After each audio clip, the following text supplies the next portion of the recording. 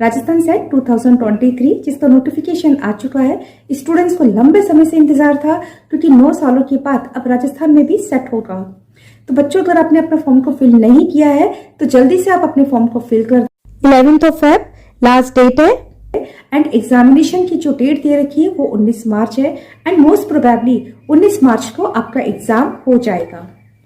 अगर आपका पीजी हो चुका है या पीजी के स्टूडेंट हैं और आपका सब्जेक्ट नोटिफिकेशन में जो सब्जेक्ट की लिस्ट दे रखी है उसमें आता है तो बच्चों आप एलिजिबल हो फॉर्म को फिल करने के लिए। आप देर मत करो, अपने फॉर्म को फिल करें एंड एग्जाम समय ज्यादातर स्टूडेंट्स हमको फोन करके या मैसेज करके यही पूछते हैं कि मैम सेट एग्जाम की हम तैयारी कैसे करें, इसका सिलेबस हमको समझा दो, हमको कौन कौन से टॉपिक्स पढ़ने, कुछ इंपॉर्टेंट टॉपिक्स बता दो, कौन सी बुक्स हम काम में लें, कौन सी बुक से हम तैयारी करें। क्योंकि नोटिफिकेशन और एग्जाम का अगर टाइम पीरियड देखोगे तो 2 महीने भी नहीं दिए हैं और फरवरी वैसे ही 28 दिन का होता है। तो सोचा चलो एक वीडियो बना दो जिसमें मैं आपको डिटेल में आपका सिलेबस को समझाऊंगी, कौन कौन से टॉपिक्स आपको अपने सिलेबस में करके जाने, किस तरह से आपने तैयारी करनी है, आपकी स्ट्रैटेजी क्या होनी चाहिए, इसके बारे में आज की वीडियो में मैं डिटेल में आपसे बात करूं। यहाँ पर जो आपका स्पेशल पेपर होता है, जो सब्जेक्ट होता है, वो मैं लाइफ साइंस को लेकर समझाऊंगी क्योंकि मेरा अपना पेपर लाइफ साइंस का है। पहले हम बात करते हैं एग्जामिनेशन के पैटर्न की। आपके एग्जाम में 2 पेपर होंगे, paper first and paper second. Paper first जिसमें 50 क्वेश्चंस हैं and each question carry 2 marks, मतलब 100 मार्क्स के लिए आपका पेपर फर्स्ट है। एंड पेपर सेकंड आपके अपने सब्जेक्ट का पेपर होगा जो कि आपके पीजी का सब्जेक्ट होता है। इस पेपर में आपके 100 क्वेश्चंस आएंगे and each question carry 2 marks. इसका मतलब 200 मार्क्स के लिए आपका पेपर सेकंड होगा जो आपके अपने सब्जेक्ट का है। एंड जो रैंक बनेगी वो दोनों पेपर को मिला के बनेगी। तो इसका मतलब है जितना इंपॉर्टेंट हमारे लिए पेपर सेकंड है उतना ही इंपॉर्टेंट हमारे लिए पेपर फर्स्ट होगा। दोनों पेपर को मिला के जो नंबर आएंगे उसके बेसिस पर कट ऑफ जाएगी। ठीक है, तो जो पेपर फर्स्ट होता है ना बच्चों, ये आपकी रैंकिंग को बूस्ट करने में बहुत ही हेल्पफुल होता है, इसको तो नहीं छोड़ना। और पेपर फर्स्ट को अगर आप अच्छे से समझ लोगे ना तो बहुत आसानी से आप पेपर फर्स्ट में 35+ क्वेश्चंस अटेम्प्ट कर सकते हो। और यहाँ पर मैं एक चीज आपको और बता दूं कि नेगेटिव मार्किंग नहीं है। 35+ क्वेश्चंस हमको तैयार करने हैं पेपर फर्स्ट के लिए ताकि हमारी रैंकिंग में ये सपोर्ट करे, कट ऑफ में हमारे को लेकर आ सके। तो 60 डेज के अंदर, विद इन 60 डेज हमारे को paper first and paper second दोनों को अच्छे से करना है। हमारे इतने क्वेश्चंस अटेम्प्ट हो जाए और सही अटेम्प्ट हो जाए, नेगेटिव मार्किंग नहीं है। इसका मतलब ये नहीं है कि हाँ ठीक है, हर समय जो है हमारा लक भी काम नहीं करता, मेहनत तो सबसे ज्यादा काम करती है। ठीक है, तो इतना क्वेश्चंस हम अटेम्प्ट करके आ सके paper first and paper second में कि जब दोनों के मार्क्स हमारे जुड़ेंगे तो हमारा कट ऑफ में जो है हमारे नंबर हो। ठीक है, तो आज मैं डिटेल में आपको दोनों पेपर की तैयारी कैसे करनी है उसके बारे में आपको समझाऊंगी। इसके लिए मैं अब ले चलती हूँ आपको अपनी कंप्यूटर स्क्रीन पर। अब हम इम्पोर्टेंट टॉपिक्स को देख लेते हैं। सेट एग्जामिनेशन के लिए पेपर 1 में हमें कौन से इम्पोर्टेंट टॉपिक्स हैं जिसको हमने पढ़ के जाना है, अच्छे से तैयार करके जाना है। एंड इसके बाद हम पेपर सेकंड में लाइफ साइंस के इम्पोर्टेंट टॉपिक्स को देखेंगे। पेपर 1 जनरल पेपर है on teaching and research aptitude. इस पेपर में बच्चों आपके 50 क्वेश्चंस होंगे and each question carry 2 marks. Means ये जो पेपर है आपका ये 100 मार्क्स के लिए होगा। इस पेपर की आप इस तरह से तैयारी करिए, इस तरह से अपनी स्ट्रैटेजी को बनाइए कि आपके 35+ क्वेश्चंस जरूर से इस पेपर में बन जाएं।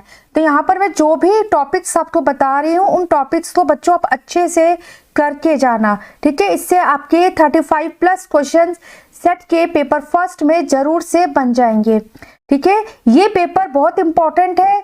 जितना पेपर सेकंड आपके सब्जेक्ट का है उतना ही पेपर फर्स्ट भी इंपॉर्टेंट होता है क्योंकि दोनों पेपर के मार्क्स को मिलाकर रैंकिंग बनती है, कट ऑफ बनती है। ठीक है, यूनिट 1 में हम देख लेते हैं कौन कौन से टॉपिक्स पढ़ने हमको। यूनिट 1 जो कि टीचिंग एप्टीट्यूड की यूनिट है, इसमें आपको टीचिंग के ऑब्जेक्टिव्स, लेवल्स ऑफ टीचिंग्स क्या होते हैं इसको अच्छे से तैयार करना है। कैरेक्टरिस्टिक्स ऑफ लर्नर्स जिसमें मेनली फोकस करना है कॉग्निटिव कैरेक्टर्स क्या है, emotional and social characters, Bloom's के क्लासिफिकेशन को नहीं छोड़ना। इसके बाद methods of teaching, teaching methodology दे रखी है, इसको आपने अच्छे से करना है और साथ में मेनली फोकस करना है teacher versus learner centre methods पर, ऑफलाइन वर्सेस ऑनलाइन मेथड्स पर, और इसके साथ ही बच्चों स्वयं क्या है, स्वयं प्रभा क्या है, मूक्स क्या है, इनकी फुल फॉर्म देख के जानिए, ये कब लॉन्च हुए, इनके ऑब्जेक्टिव्स क्या है, इनसे क्या बेनिफिट्स मिलेंगे, ये सब टॉपिक्स स्वयं प्रभा और मूक्स के लिए आपको देखकर जाने हैं। बात करें इस यूनिट 1 में हम इवैल्यूएशन की, तो इवैल्यूएशन क्या होता है, इसके सिस्टम क्या है, ये देखने और मेनली फोकस करना है क्रेडिट बेस्ड सिस्टम पर, क्योंकि ये जो न्यू एजुकेशन पॉलिसी है ये वो इसके अकॉर्डिंगली अब जो यूजी पीजी में आपकी मार्किंग स्कीम होगी वो क्रेडिट बेस्ड होगी। ठीक है, तो आप कॉलेज लेक्चरर के लिए एलिजिबल होने जा रहे हो, सेट एग्जाम की तैयारी कर रहे हो, तो आपसे एक्सपेक्टेशन की जाती है कि आप न्यू एजुकेशन पॉलिसी में क्रेडिट बेस्ड सिस्टम क्या है इसको अच्छे से समझते हैं। इसके लिए आप न्यू एजुकेशन पॉलिसी को भी एक बार से थॉरोली पढ़ के जाना। नेक्स्ट है यूनिट 2 जो रिसर्च एप्टीट्यूड की यूनिट है। इस यूनिट के लिए बच्चों मैं आपसे बात करूं तो यहाँ पर रिसर्च के रिगार्डिंग जितने भी टाइप्स है, रिसर्च क्या होती है, रिसर्च के कौन कौन से टाइप्स होते हैं, उन सब की डेफिनेशंस आपको अच्छे से करके जानी है। डेफिनेशन से क्या होता है, जब आप रिसर्च को समझ जाते हो, इसके टाइप्स की डेफिनेशंस को समझ लोगे, तो आप अगर इन डेप्थ कुछ पूछा जाता है ना, तो आप जब 4 ऑप्शंस देते हैं तो हम एक लॉजिकल आंसर भी ऑप्ट कर लेते हैं। ठीक है, और इसके साथ ही आपको स्टेप्स जरूर याद करने हैं। ठीक है, रिसर्च हम जब करते हैं तो किन किन स्टेप्स को हम फॉलो करेंगे, क्योंकि सीधा सीधा हमसे डिसेंडिंग और असेंडिंग ऑर्डर में ये स्टेप्स पूछ लिए जाते हैं। रिसर्च वाले पेपर में, रिसर्च एप्टीट्यूड में थीसिस राइटिंग फॉर्मेट क्या होता है इसको भी आपने अच्छे से करके जाना है। तो 5 क्वेश्चंस बन जाएंगे आपके यूनिट 1 में से, 5 क्वेश्चंस बन जाएंगे यूनिट 2 में से। आपका जो ये सिलेबस है ना टोटल 10 यूनिट्स में है। ठीक है, हर यूनिट में से बच्चों 5-5 क्वेश्चंस आएंगे। ठीक है, तो 5 यूनिट आपके 5 क्वेश्चन बन रहा है यूनिट 1 में से, 5 क्वेश्चन हो गए यूनिट 2 में से। नेक्स्ट यूनिट 3 में कंप्रेंशन, जिसमें कि पैसेज पूछा जाता है एंड पैसेज में ही क्वेश्चन जो पूछे जाएंगे उसके आंसर होते हैं।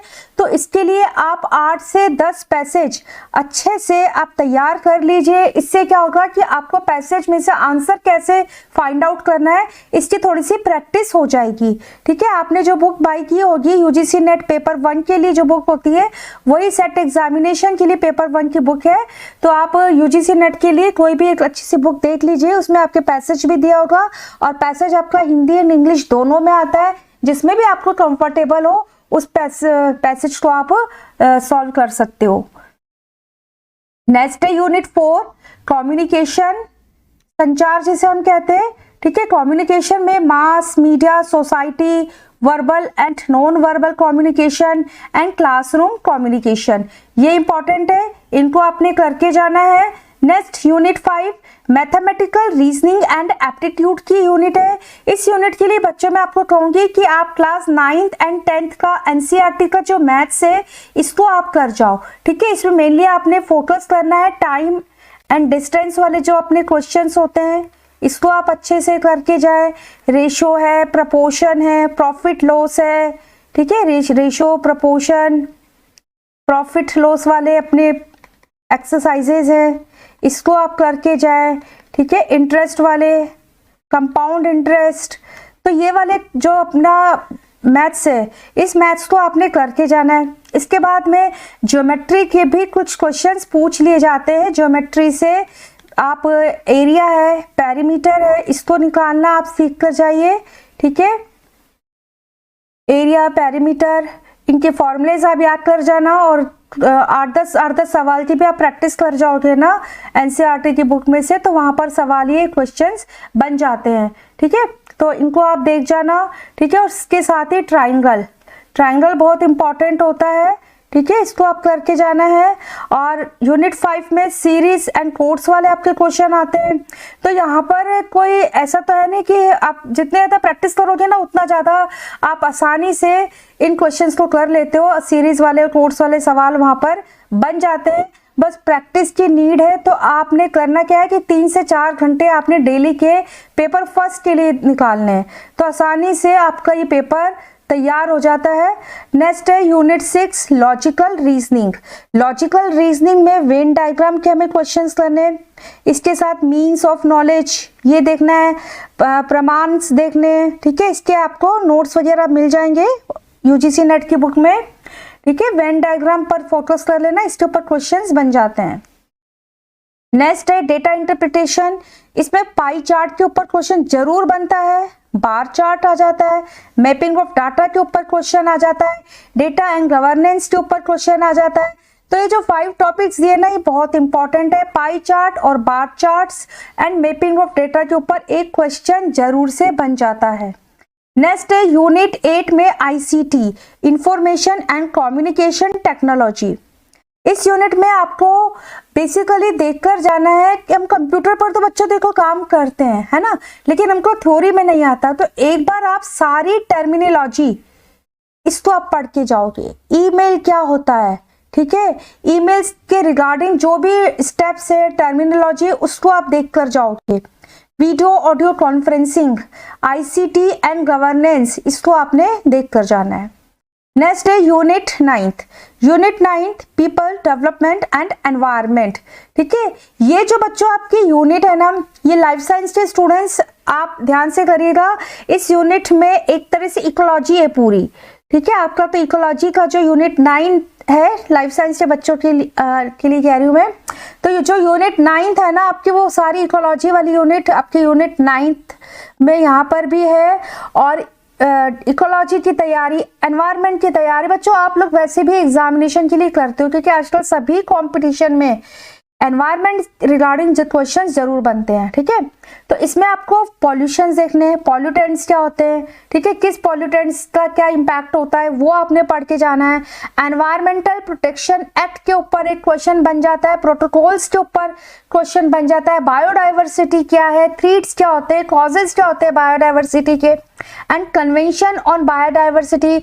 इसमें आप एक्स सीटू बायोडाइवर्सिटी क्या है, एक्स सीटू इसमें क्या आ जाते हैं, इन सीटू में क्या आ जाते हैं, ठीक है, इस तरह से पूछ लिया जाता है। जैसे बोटेनिकल गार्डन है, is an example of ex situ और इन सीटू, ऐसे पूछ लिया जाता है। प्रोटोकॉल्स पूछ लिया जाता है, ठीक है। और एनर्जी रिसोर्सेज, इसके ऊपर भी क्वेश्चन बनने की पूरी संभावना होती है। एनर्जी रिसोर्सेज में आपने थर्मल एनर्जी है, जियो थर्मल एनर्जी, विंड एनर्जी है, एंड इसके रिगार्डिंग क्या लॉज आए हुए हैं, कहाँ पर विंड एनर्जी को अगर हम देखें तो कहाँ पर संभावना है ज़्यादा जहाँ पर हम विंड एनर्जी को यूज में ले सकते हैं, ठीक है। सस्टेनेबल डेवलपमेंट क्या होता है, इसके गोल्स क्या हैं। तो ये टॉपिक आपके इम्पॉर्टेंट है और इन टॉपिक्स को बच्चों आप सभी तरह के कंपटीशन में इन टॉपिक्स के ऊपर क्वेश्चन आते हैं। तो ये वाली जो यूनिट है ना, वो बहुत अच्छे से आप तैयार करके जाए, आपके इन्हीं टॉपिक्स में से 5 के 5 क्वेश्चन बन जाएंगे। Next and last unit for paper first, that is unit 10 higher education system, ठीक है। इस यूनिट में ना बेसिकली हायर एजुकेशन सिस्टम के रिगार्डिंग जो एक्ट बने हुए हैं, जो एजेंसीज हैं, जो भी नॉर्म्स आते हैं, ठीक है, जो भी गवर्नेंस है, पॉलिसीज है, वो सारा हायर एजुकेशन सिस्टम में पूछा जाता है। तो इसके लिए मैं ये कहूँगी कि आप न्यू एजुकेशन पॉलिसी को भी अच्छे से पढ़ के जाना, ठीक है। और इसके साथ में आपने पढ़नी है पॉलिसीज, गवर्नेंस एंड एडमिनिस्ट्रेशन, ठीक है। जैसे मान लो CSIR है तो इसके फुल फॉर्म पूछ सकते। यूजीसी है, यूजीसी की फुल फॉर्म क्या होती है, स्टेट गवर्नमेंट में कौन सी यूनिवर्सिटीज़ आती हैं, सेंट्रल गवर्नमेंट में कौन सी यूनिवर्सिटीज़ आती हैं, अभी जो एनपीसी बनी है, इस एनपीसी के लिए कौन कौन सी कमेटीज बनी है, उसके मेंबर कौन कौन से हैं, या इससे पहले जो भी हमारी नेशनल पॉलिसीज आई हैं तो उसके रिगार्डिंग कौन सी कमेटीज बनी है, इग्नू क्या होता है, ठीक है, कोल क्या है। तो इस टाइप के जो क्वेश्चंस है ना, वो इस यूनिट में पूछ लिए जाते हैं। एंड ओपन एजुकेशन सिस्टम क्या है, वैल्यू एजुकेशन क्या होती है। तो ये जो यूनिट है ये हायर एजुकेशन सिस्टम से रिलेटेड है। ठीक है। Technical and skill based education क्या होती है, इसके ऊपर क्वेश्चन बनने की पूरी संभावना है। And learning programs in India, ये बहुत इंपॉर्टेंट टॉपिक है, इनके ऊपर इस बार क्वेश्चन बनने की पूरी संभावना है। तो यहाँ पर मैंने आपको पेपर फर्स्ट में टोटल 10 यूनिट्स हैं। 10 यूनिट्स में जो आपके क्वेश्चंस बनेंगे, हर यूनिट से आपका 5 क्वेश्चन बनेगा। ठीक है, ईच यूनिट अगर हम इसका वेटेज देखें तो 5 क्वेश्चंस के लिए है, मीन्स 10 मार्क्स को कवर करती है आपकी एक यूनिट। ठीक है, तो यहाँ जो मैंने इंपॉर्टेंट टॉपिक्स दिए हैं, इन इंपॉर्टेंट टॉपिक्स को आप करके जाइए। इसके लिए आप अगर 3 से 4 घंटे का भी डेली आवर्स आप निकालेंगे, इनको पढ़ेंगे। ठीक है, इनके ऊपर आप ज़्यादा से ज़्यादा क्वेश्चंस तो करिए। यूजीसी के लास्ट 10 इयर्स के पेपर्स आप करके जाइए, मॉक टेस्ट दीजिए। ठीक है, मॉक टेस्ट के लिए बच्चों मैं डिस्क्रिप्शन में ना एक आपको लिंक शेयर कर दूंगी, तो वहां पर जाकर आप मॉक टेस्ट दे सकते हो। तो जितना ज़्यादा आप इन यूनिट्स के ऊपर, इन टॉपिक्स के ऊपर आप क्वेश्चंस को करोगे, उतनी ज़्यादा प्रैक्टिस होती है। तो प्रीवियस ईयर के पेपर्स करिए आप, ठीक है, यूजीसी के पेपर करिए, मॉक टेस्ट दीजिए। एंड इसके साथ ही आपको किसी भी टॉपिक में कोई प्रॉब्लम हो तो आप मुझसे कांटेक्ट कर सकते हो। अब हम बात करते हैं लाइफ साइंस के पेपर की, जो आपका पेपर सेकंड है।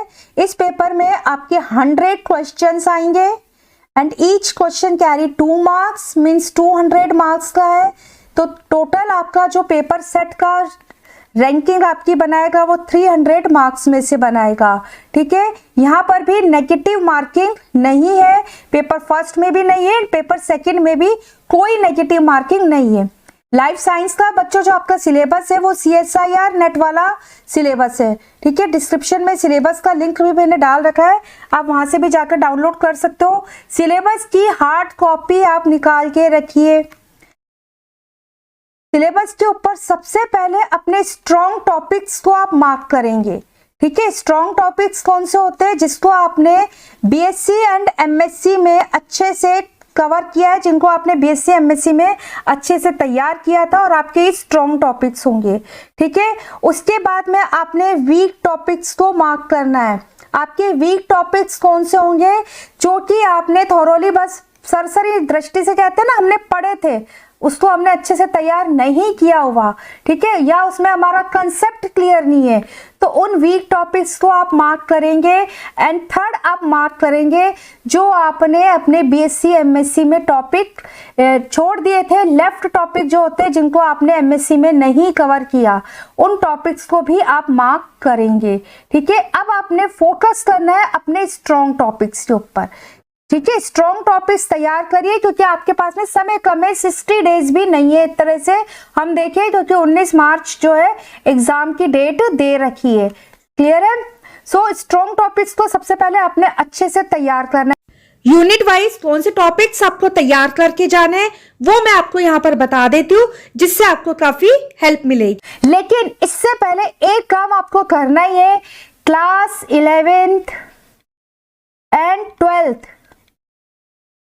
इसका NCERT बायोलॉजी आपके पास में होना चाहिए। इसको आप अच्छे से पढ़ लेना, इससे क्या होगा कि आपका कंसेप्ट रिवाइज हो जाएगा। ठीक है, बात को आप समझना। आपके एग्जाम्पल्स भी काफी हद तक जो कि सेट एग्जाम में पूछे जाते हैं, ठीक है, तो वो भी NCERT बेस्ड होते हैं, तो यहाँ पर वो भी आपके एग्जाम्पल्स भी तैयार हो जाए। और उसके बाद बायोलॉजी में मेनली बच्चे या तो बॉटनी के होते हैं या जियोलॉजी से होते हैं, कुछ है कि स्टूडेंट्स बायोटेक्नोलॉजी एंड माइक्रोबायोलॉजी से भी होते हैं। मैं राजस्थान के रेफरेंस में बात कर रही हूँ, ठीक है ना। तो जो जियोलॉजी के बच्चे हैं वो जब क्लास 11 12 की NCERT पढ़ेंगे तो बेटा आप लोग उसमें प्लांट फिजियोलॉजी पढ़ लोगे अपनी सेकेंडरी सीनियर सेकेंडरी लेवल की। तो BSc MSc लेवल की प्लांट फिजियोलॉजी, MSc लेवल की प्लांट फिजियोलॉजी आपने नहीं पढ़ी, तो वो उसको आपने पढ़ना 60 डेज के अंदर इस टाइम पीरियड में एक डिफिकल्ट टास्क हो जाएगा। इजी क्या रहेगा, आप 11 12 का प्लांट फिजियोलॉजी आप वहां से पढ़ लोगे, आप प्लांट टेक्सोनोमी पढ़ लोगे, मीन्स प्लांट से रिलेटेड जितने टॉपिक्स हैं वो आपने क्लास 11 12 में एक तरह से कवर कर लिए। ऐसे ही बॉटनी के बच्चे जियोलॉजी के कवर कर लेंगे, एनिमल किंगडम आपका हो जाएगा, एनिमल फिजियोलॉजी हो जाएगी। तो तो आपका एक बेसिक तो तैयार हो जाएगा, है ना। समझो इस चीज को, आपका एक बेसिक तैयार हो जाएगा और उसके बाद आप यूजी एंड पीजी लेवल के अपने टॉपिक्स को तैयार करिए। और जो टॉपिक्स मैं आपको यहाँ पर यूनिट वाइज बता रही हूँ उन टॉपिक्स को आपने तैयार कर लेना है। आपकी यूनिट फर्स्ट है molecules and their interaction relevant to biology, ठीक है। तो यहाँ पर मैं आपको बताऊं बच्चों, आप अगेन क्लास 11 12th का जो केमिस्ट्री है उसमें से आपको पता होना चाहिए एटम क्या होते हैं, एटम की स्ट्रक्चर, ठीक है। आपके 11th की केमिस्ट्री में बॉन्ड्स दे रखे हैं, है ना।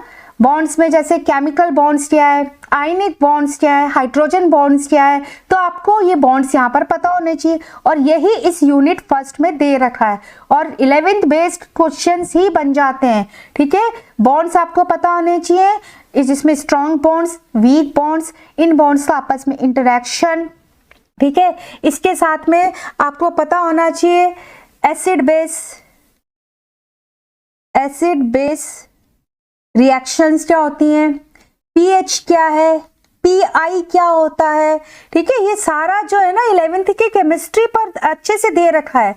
थर्मोडायनेमिक्स, इसके ऊपर क्वेश्चन आ जाता है।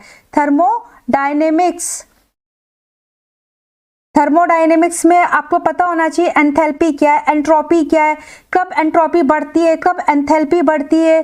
तो ये सारी चीजें क्लास 11 के कंसेप्ट से ही आपकी क्लियर हो जाएंगी और इसी तरह के क्वेश्चंस इसमें आ जाते हैं। और इसके साथ में जो आपको करके जाना है प्रोटीन की स्ट्रक्चर आपने अच्छे से करनी है, जिसमें primary structure, secondary structure, tertiary structure, ये आपको पता होना चाहिए। मीन्स 3D स्ट्रक्चर तक आपने प्रोटीन के स्ट्रक्चर को करना है, ठीक है। इसके टाइप्स देखने हैं, एग्जाम्पल्स आपने करके जाने हैं, ठीक है। नेक्स्ट आपने करना है एंजाइम्स में केएम आपको आना चाहिए, एंजाइम्स काइनेटिक्स, इसमें केएम आ गया।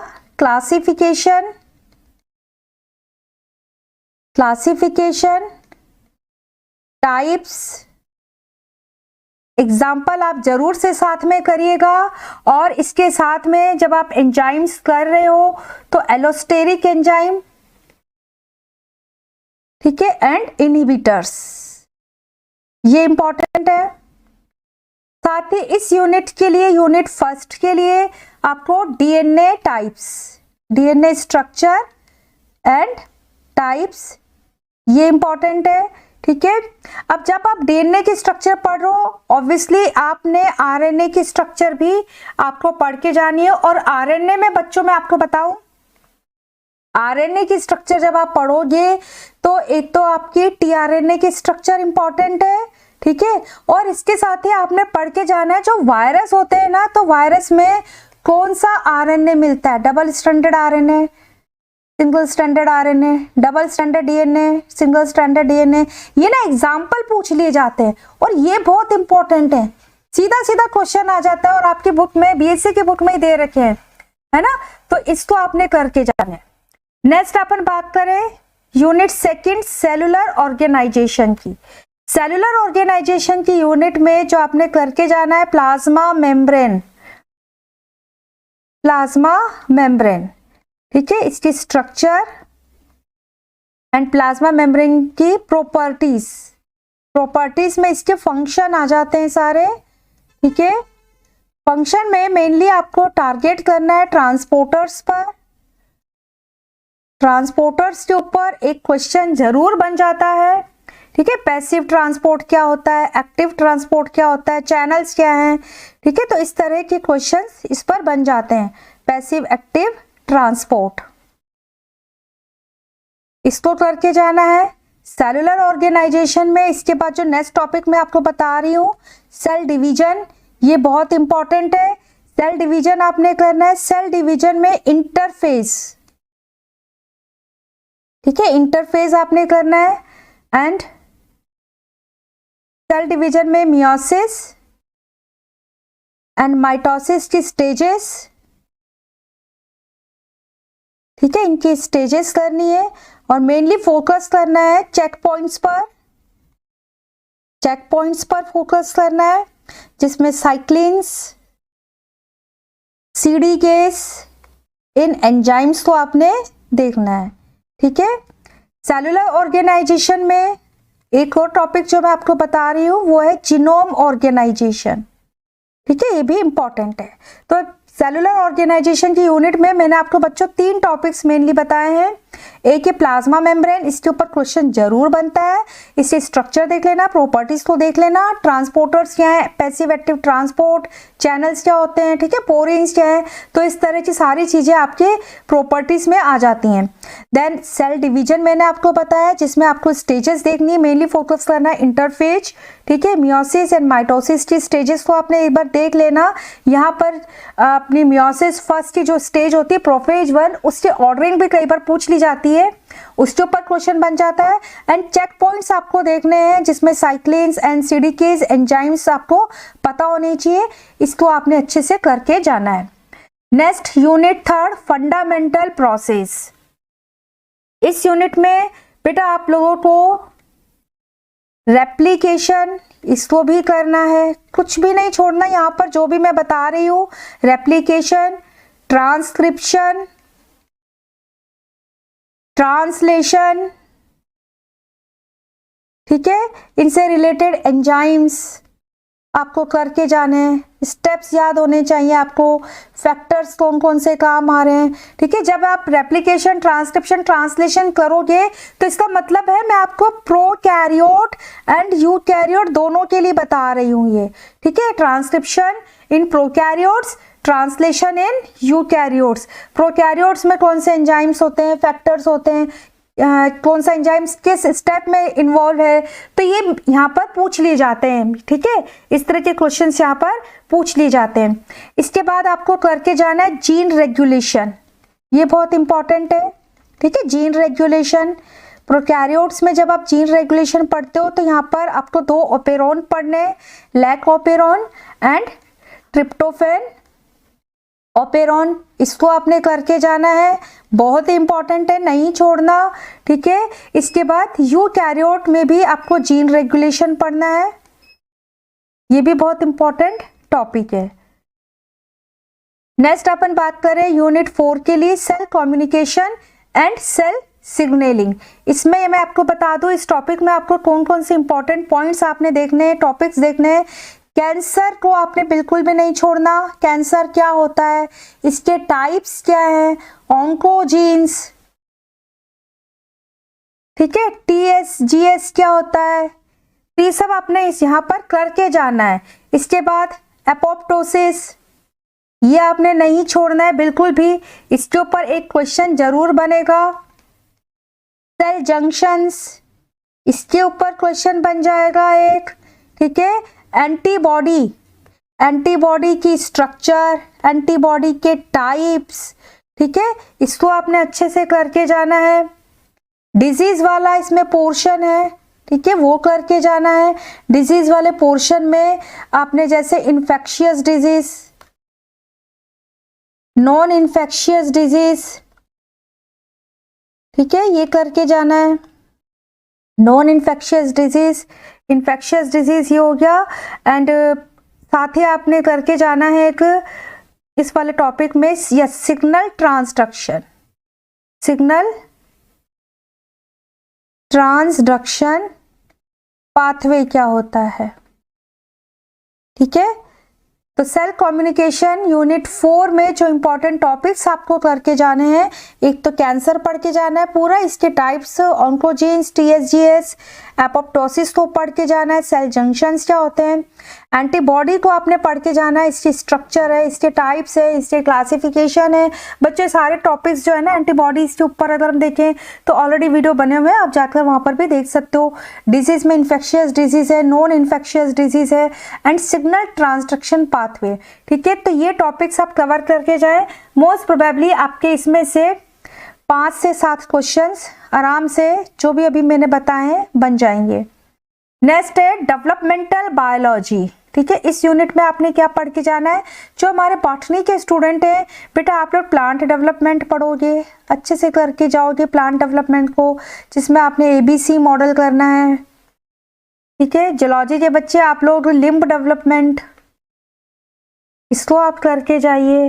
ठीक है। इसके साथ ही इस वाले जो यूनिट में आप सिंपल जो फर्टिलाइजेशन के स्टेप्स हैं, फर्टिलाइजेशन है, ठीक है, मोरूला स्टेज क्या है, मोरूला क्या है, ब्लास्टूला क्या है, ब्लास्टूला, गैस्ट्रूला, ठीक है, गैस्ट्रुलेशन स्टेज कितनी सेल में होता है, कौन कौन से एंजाइम्स हैं, कौन कौन से फैक्टर्स इनको अफेक्ट करते हैं, इस तरह की चीज़ें आपने यहाँ पर देख कर जाना है। ठीक है। कौन कौन से जीन्स हैं, पाथवे, ये morula, blastula and gastrulation stage के लिए।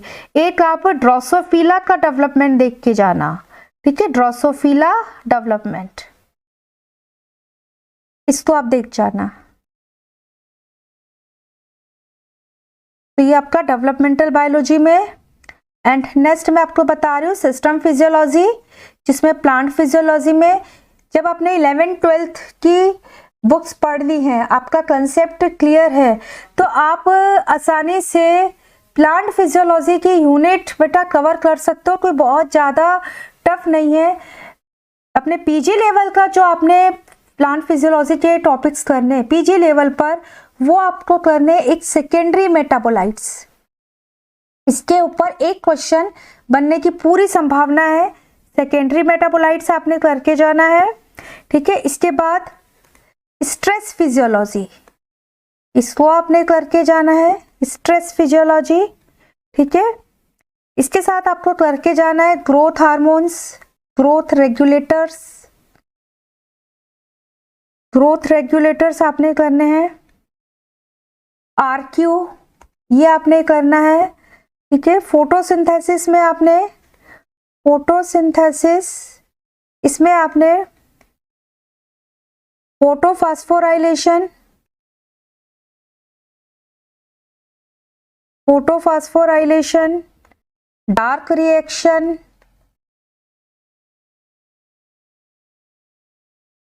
डार्क रिएक्शन, नाइट्रोजन एसिमिलेशन या नाइट्रोजन मेटाबॉलिज्म। ठीक है। लिपिड मेटाबॉलिज्म, ये आपने करना है। और जब आप प्लांट फिजियोलॉजी को तैयार कर रहे हो, तो यहाँ पर एक साइकिल और दूसरे साइकिल के बीच में कोई कनेक्टिंग लिंक, वो आपने ध्यान में रखनी है। ठीक है। क्योंकि यहाँ पर कनेक्टिंग लिंक पूछ लिया जाता है, कनेक्टिंग लिंक पूछ लिया जाता है, तो इसको आप ध्यान में रखना। नेक्स्ट सिस्टम फिजियोलॉजी, जिसमें हम एनिमल फिजियोलॉजी अब हम देखते हैं। यहाँ पर जब आप क्लास 11th-12th की आपने फिजियोलॉजी पढ़ ली, तो एक तरह से बेसिक आपका तैयार हो गया है। जूलॉजी के बच्चे आप लोग पीजी लेवल पर इसको करके जाइए, आपके लिए इजी रहेगा। और बॉटनी के स्टूडेंट्स, आप लोगों को 11th-12th की जो फिजियोलॉजी है, अगर आप उतना अच्छे से कर लेते हो ना, तो काफ़ी चीज़ें आपकी क्लियर हो जाएंगी। आपका काफ़ी हद तक फिजियोलॉजी में आपको ईजी हो जाएगा। एक एंडोक्राइन सिस्टम, इसको करके जाना है। ठीक है। इसमें नेगेटिव और positive feedback, negative positive feedback, hormones सारे पढ़ के जाने हैं। ठीक है। ग्लैंड सारी पढ़ जाना, किस हार्मोन्स के एक्सेस से और कमी से क्या होता है। ठीक है। ये आपने करके जाना है। इसके बाद एक्सक्रीटरी सिस्टम, ये आपने करना है। ठीक है। सर्कुलेटरी सिस्टम, इसको आपने करना है, सर्कुलेटरी सिस्टम।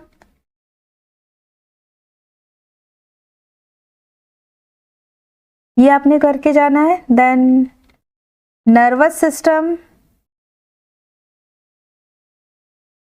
नर्वस सिस्टम आपने करना है। ठीक है। एंड डाइजेस्टिव सिस्टम में ना, डाइजेस्टिव सिस्टम वैसे आपका 11th लेवल का बहुत है, 11th में भी काफ़ी अच्छे से दे रखा है। बच्चों, अगर आपको 11th-12th एनसीईआरटी के अच्छे से नोट्स पढ़ने हैं ना, तो मैं आपको लिंक शेयर कर दूंगी, आप वहाँ पर वेबसाइट पर जाकर पढ़ सकते हो, काफ़ी अच्छे नोट्स हैं। नेक्स्ट यूनिट 8 इनहेरिटेंस बायोलॉजी, जो कि जेनेटिक्स की हमारी। ठीक है। और ये यूनिट बहुत अच्छी है, काफ़ी आसान है। इस यूनिट में एक आपको प्रोबेबिलिटी बेस्ड जो प्रॉब्लम्स हैं, प्रोबेबिलिटी बेस्ड प्रॉब्लम्स ये करके जानी है। क्वेश्चन बनता ही बनता है, ठीक है, चाहे आपका किसी भी तरह से दे दिया जाए, जीन्स आपसे पूछ लिए जाते हैं, ठीक है। इसके ऊपर वीडियो बना रखा है, प्रोबेबिलिटी बेस्ड क्वेश्चंस किस तरह से सॉल्व किए जाते हैं, ऑलरेडी वीडियो बना चुकी हूँ मैं, तो आप लिंक पर जाकर देख सकते हो, ठीक है। प्रोबेबिलिटी बेस्ड क्वेश्चंस देखने, देन आपने allylic and non allylic interaction, non allylic interaction इसको आपने करना है, ठीक है। समटाइम तो सिंपल रेशो पूछ लिया जाता है, तो आपको आना चाहिए, क्लियर है। ये हो गया अपना। और इसके बाद जो आपको इसमें करना है, इनहेरिटेंस बायोलॉजी जेनेटिक्स में अपने को जो करना है, एक ये पेडिग्री एनालिसिस, ये बहुत इंपॉर्टेंट है, ठीक है। पेडिग्री एनालिसिस ये आपने करके जाना है। सिंड्रोम्स,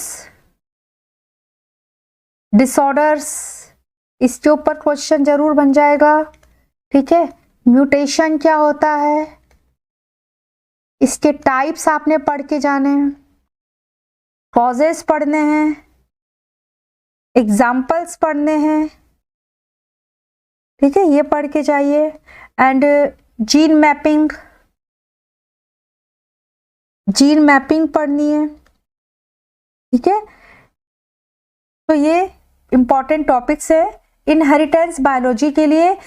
प्रोबेबिलिटी बेस्ड प्रॉब्लम्स आपको देख के जानी है, क्वेश्चंस करने हैं, पेडिग्री के क्वेश्चंस आपको करने हैं, ठीक है। सिंड्रोम्स हैं, डिसऑर्डर्स है, allylic and non allylic interaction क्या होता है, म्यूटेशन को पढ़ के जाना है, जीन मैपिंग आपने करके जानी है। Next unit diversity of life forms, बहुत ही सिंपल यूनिट है, बहुत अच्छी यूनिट है, ठीक है। इसमें आपको टेक्सोनॉमी करके जानी है, तो यहाँ पर आप टेक्सोनॉमी जब कंप्लीटली करोगे तो ICBN क्या होता है, ICZN क्या है, ठीक है, नॉमेनक्लेचर के नॉर्म्स हैं, रूल्स हैं, ये सारे आप करके जाना। क्लास अपनी 11-12 लेवल पर भी काफ़ी अच्छा दे रखा है, और आपने BSc लेवल पर भी इसको काफ़ी अच्छे से पढ़ा होगा। क्लासिफिकेशन आपने करके जाना है, ठीक है, क्लासिफिकेशन आप देख जाना, प्लांट और एनिमल दोनों का। एग्जाम्पल ही मेनली इसमें पूछे जाते हैं, ठीक है, प्लांट एनिमल दोनों के लिए कह रही हूँ मैं, एग्जाम्पल्स पूछ लिए जाते हैं, ठीक है। उसके साथ ही टैक्सोनोमिस्ट ने कौन से क्लासिफिकेशन दिए, इसकी आउटलाइन भी आपको देख के जानी है, ठीक है। जैसे बेंथम हुकर का ही क्लासिफिकेशन है, अगर मैं बात करूँ, APG क्लासिफिकेशन, ठीक है, क्रॉनक्विस्ट क्लासिफिकेशन, एंगलर प्रेंटल क्लासिफिकेशन, इसी तरह से एनिमल क्लासिफिकेशन है। तो यहाँ पर आप इसके कैरेक्टरिस्टिक्स एंड आउटलाइन इसकी देख कर जाएंगे, तो इससे आसानी से ये वाली यूनिट आपकी तैयार हो जाएगी। यस, यूनिट 8 के लिए एक और आपका इम्पॉर्टेंट टॉपिक है, सडनली मुझे ध्यान में आ गया, बैक्टीरियल जेनेटिक्स, बहुत इंपॉर्टेंट है बैक्टीरियल जेनेटिक्स, ठीक है। इसमें आपने कॉन्जुगेशन, ट्रांसडक्शन एंड ट्रांसलेशन, ठीक है, ये करना है। नेक्स्ट है इकोलॉजिकल प्रिंसिपल, ये जो यूनिट है आपकी इकोलॉजिकल प्रिंसिपल की, यूनिट 10, पेपर फर्स्ट में आपकी यूनिट 9 है, ठीक है। काफ़ी सारी चीज़ें पेपर फर्स्ट में जो दे रखी हैं वो चीज़ें आप यहाँ पर, वो टॉपिक्स आप यहाँ पर पढ़ोगे, तो इस तरह से आपके दोनों पेपर के लिए ये तैयार हो जाएगी, ठीक है। तो यहाँ पर बेसिकली आपको इकोलॉजिकल प्रिंसिपल्स ये आपको पता होनी चाहिए, ये तैयार करके जाओगे। एंड टर्मिनोलॉजी ये बहुत इंपॉर्टेंट है, ठीक है, टर्मिनोलॉजी आपने करके जानी है। पॉल्यूशन, ठीक है, तो वहाँ के लिए भी तैयार हो जाएगा। बायोडाइवर्सिटी आपने करके जानी है, कंप्लीट बायोडाइवर्सिटी। अब मैं बार बार यहाँ पर नहीं बता रही, मतलब आपको यहाँ पर बायोडाइवर्सिटी पढ़ने तो कन्वेंशन पढ़ने, थ्रीट्स पढ़ने, कॉजेस पढ़ने, ठीक है। तो ये इकोलॉजिकल वाली यूनिट जो है अपनी, उसके लिए मैं बता रही हूँ, ये पेपर फर्स्ट में भी आपका प्रिपेयर हो जाएगा। इसके साथ में आपको पढ़ के जाना है निके क्या होता है, पॉपुलेशन इकोलॉजी, पॉपुलेशन इकोलॉजी पढ़नी है, ठीक है। कम्युनिटी इकोलॉजी, इसको आपने करके जाना है। कम्युनिटी इकोलॉजी में मेनली आप intra and inter specific interactions देख के जाइएगा। Intra and inter specific interaction, इसके एग्जाम्पल्स पूछ लिए जाते हैं, ठीक है। इसके साथ ही आप पढ़ के जाइए बायोजियोग्राफी, है ना, जिसमें डिफरेंट अपने लैंड, सवाना, ग्रासलैंड है, ठीक है, टैगा है, तो इनके ना एग्जाम्पल आ जाते हैं, ठीक है। यहाँ पर कौन सा मेन वनस्पति मिलती है, एनिमल्स यहाँ की क्या क्या कैरेक्टरिस्टिक्स है, तो इस टाइप के आप देख कर जाना। सेट लेवल पर एग्जाम्पल्स पूछ लिए जाते हैं, ठीक है। एंड नेक्स्ट इसमें आपको करके जाना है इकोसिस्टम, ठीक है। इकोसिस्टम में, इकोसिस्टम जब आप तैयार करोगे तो आप पूरा ही तैयार करिएगा, ठीक है, जिसमें एनर्जी पिरामिड्स वगैरह पूरे अच्छे से आपके प्रिपेयर्ड होने चाहिए, ठीक है। एनर्जी पिरामिड्स यहाँ पर मैं मेंशन कर रही हूँ, इसको अब एनर्जी लेवल पर आपको इकोसिस्टम को पढ़ के जाना है। नेक्स्ट है unit 11th evolution and behaviour, ठीक है। इस यूनिट में आपको डार्विनिज्म है, इसको पढ़ जाना, लेमार्किज्म है, इसको पढ़ जाना। इनके ना एग्जाम्पल्स पढ़ के जाना, क्योंकि सेट का जो लेवल होता है ना वो नेट के कंपैरिजन में काफ़ी कम होता है, ठीक है। एग्जाम्पल्स पर काफ़ी फोकस किया जाता है, इसको आप पढ़ के जाएंगे, ठीक है। इसके बाद है जियोलॉजिकल टाइम स्केल, ये बहुत इंपॉर्टेंट है। तो एक चार्ट बनाकर आप पीरियड है, एरा है, उसको याद कर सकते हो। एग्जाम्पल आप उसके सामने नोट कर लें, तो जियोलॉजिकल टाइम स्केल में भी इस तरह के क्वेश्चंस आपके बन जाते हैं, ठीक है। इसके बाद आपको पढ़ के जाना है प्रोसेस ऑफ नेचुरल सिलेक्शन। वैसे डार्विनिज्म में आ गया, काफ़ी हद तक इसमें आपके टॉपिक कवर हो जाएगा। नेचुरल सिलेक्शन, ठीक है। जेनेटिक ड्रिफ्ट, इसको आपने करना है। माइक्रो इवोल्यूशन क्या होता है, ये आपने करना है, माइक्रो इवोल्यूशन, ठीक है, ये आप कर जाना। एंड टाइप्स ऑफ इवोल्यूशन में जैसे एडेप्टिव रेडिएशन है, कन्वर्जेंट है, डाइवर्जेंट है, ठीक है, तो इनको आप करके जाइएगा। इनकी डेफिनेशंस के ऊपर क्वेश्चंस आ जाते हैं। एनालोगस, होमोलोगस, ठीक है, ये कैरेक्टर्स एग्जाम्पल के साथ में पूछ लिया जाता है। तो ये टॉपिक्स आप इवोल्यूशन में इस टॉपिक में करके जाओगे। और अगर आप बिहेवियर वाला यूनिट की बात करें, इसमें इवोल्यूशन के साथ में बिहेवियर दे रखा है, तो बिहेवियर के लिए, इसके लिए आपने जो तैयार करना है मेनली जेनेटिक बिहेवियर। यहाँ पर भी एग्जाम्पल बेस्ड क्वेश्चन ही ज़्यादातर पूछे जाते हैं। एंड लर्न्ड बिहेवियर, ठीक है, ये दो टॉपिक्स आप करके जा सकते हो। नेक्स्ट है unit 12 and unit 13 applied biology and methods in biology. इन दोनों यूनिट्स के लिए ना मैं एक साथ आपको बता रही हूँ आपको क्या क्या करके जाना है। एक आपको पीसीआर पढ़ के जाना है अच्छे से, ठीक है, पीसीआर आपने पढ़ा होना चाहिए। क्रोमेटोग्राफी है, इसके ऊपर क्वेश्चन आ जाता है। एंड इलेक्ट्रोफोरेसिस है, इलेक्ट्रोफोरेसिस, ठीक है, जेल इलेक्ट्रोफोरेसिस है। एचडीएस पेज है, ठीक है, इसके ऊपर क्वेश्चन आ जाता है। मॉलिक्यूलर मार्कर्स, इसके ऊपर आ जाता है। एलिजा है, आरएपीडी, आरएफएलपी, तो इस तरह की जो आपके टेक्निक्स दे रखी ना, जीनोम सीक्वेंसिंग, ये टॉपिक से इंपॉर्टेंट दोनों के लिए बता रही हूँ मैं, दोनों यूनिट के लिए। जीनोम सीक्वेंसिंग, ठीक है, इसको आपने करके जाना है। और इसके साथ ही आपको बायोटेक्नोलॉजी में यहाँ पर आपको बच्चों करना है क्लोनिंग के वेक्टर्स, ठीक है, क्लोनिंग के लिए एंजाइम्स।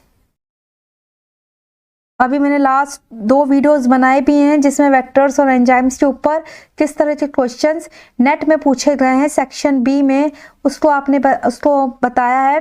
तो आप उन वीडियोस को जाके देखिए, उससे आपको एक बेसिक आइडिया लगेगा कि इन टॉपिक्स में से किस तरह के क्वेश्चंस पूछ लिए जाते हैं। ठीक है, इसके साथ ही आपको एग्रोबैक्टीरियम ट्यूमिफेशियंस, टीआई प्लाज्मिड, इसको नहीं छोड़ना है, बहुत इंपॉर्टेंट है एग्रोबैक्टीरियम। ट्रांसजेनिक्स, ठीक है, ट्रांसजेनिक्स मीन्स प्लांट्स भी, transgenic plants and transgenics animals. ठीक है, दोनों पढ़ के जाना है, यहाँ पर सीधा एग्जाम्पल्स पूछ लिए जाते हैं। ठीक है, ट्रांसजेनिक्स आपके हो गए। एंड बायोटेक्नोलॉजी में आपको बेसिकली पढ़ के जाना है रिकॉम्बिनेंट डीएनए टेक्नोलॉजी। ठीक है, ये पढ़ के जानी है आपको। एंड माइक्रोस्कोपी इसके टाइप्स आप पढ़ जाना। ठीक है, फॉर्मूलाज थोड़ा से देख जाना। एंड स्पेक्ट्रोस्कोपी इसमें आप मेनली एब्जॉर्प्शन, स्पेक्ट्रोस्कोपी इसको आप देख जाना। ठीक है, तो ये कुछ इंपॉर्टेंट टॉपिक्स थे यूनिट 12 एंड यूनिट 13 के लिए। तो बच्चों आज मैंने आपको आपका पेपर जो है फर्स्ट एंड पेपर सेकंड, जो कि लाइफ साइंस का पेपर है, तो वहाँ पर इंपॉर्टेंट टॉपिक्स जो आपको तैयार करके जाने अपने सेट एग्जामिनेशन के लिए, उसके लिए आपको इंपॉर्टेंट टॉपिक्स बताए हैं। ज़्यादा से ज़्यादा मॉक टेस्ट दें, जितना ज़्यादा आप क्वेश्चंस को सॉल्व करोगे, प्रॉब्लम्स को सॉल्व करोगे, उतना ही आपको पता चलेगा कि आपका कंसेप्ट कितना क्लियर हुआ है। सेल्फ इवोल्यूशन आप कैसे करोगे जब तक आप मॉक टेस्ट नहीं देते। मॉक टेस्ट के लिए मैं लिंक डिस्क्रिप्शन में दे दूंगी, आप वहां पर जाकर मॉक टेस्ट दे सकते हो और बहुत ही नॉमिनल चार्जेस है, आपके बर्गर पिज्ज़ा से भी कम चार्जेस है। ठीक है, तो ज़्यादा से ज़्यादा मॉक टेस्ट दीजिए, प्रीवियस ईयर्स के पेपर सॉल्व करिए। PYQs मैंने स्टार्ट कर दिए हैं, आप PYQs कर सकते हो। ठीक है, जितने ज़्यादा, कहने का मतलब है आप क्वेश्चन सॉल्व करोगे उतना ज़्यादा क्या होता है कि जब हम क्वेश्चंस को पढ़ते हैं, 4 ऑप्शंस देखते हैं, तो हमारे को एक एक्यूरेसी के साथ में, कॉन्फिडेंस के साथ में सही आंसर ऑप्ट करना आता है। ठीक है, हमको पता चलता है कि जो हमने पढ़ा है उसको हमें अप्लाई करना आता है कि नहीं आता है ना। तो और साथ ही लर्निंग बेस्ड क्वेश्चंस भी हो जाते हैं हमारे। 60% जो क्वेश्चंस होते हैं वो लर्निंग बेस्ड क्वेश्चंस होते हैं। आपको याद है कि नहीं याद, ये चेक किया जाता है। ठीक है, और इसीलिए जरूरी होता है कि आप ज़्यादा से ज़्यादा PYQs करें, ज़्यादा से ज़्यादा प्रॉब्लम सॉल्व करें, ज़्यादा से ज़्यादा मॉक टेस्ट दें, तभी आपकी तैयारी कंप्लीट होगी। तो mock test paper first and paper second दोनों के लिए, मॉक टेस्ट के लिए मैं आपको लिंक दे दूंगी, तो आप वहां पर जाकर मॉक टेस्ट दे सकते हो। ठीक है, इसके साथ ही अगर किसी भी टॉपिक में बच्चों आपको कोई प्रॉब्लम है तो उसके रिगार्डिंग आप मुझे मैसेज कर सकते हो, आप नोट्स के लिए मुझे मैसेज कर सकते हो। ठीक है, चैनल को सब्सक्राइब करना मत भूलिए। Last but not least, video अच्छा लगे तो लाइक जरूर करें, अपनी फ्रेंड्स के साथ में शेयर करें। Thank you so much students.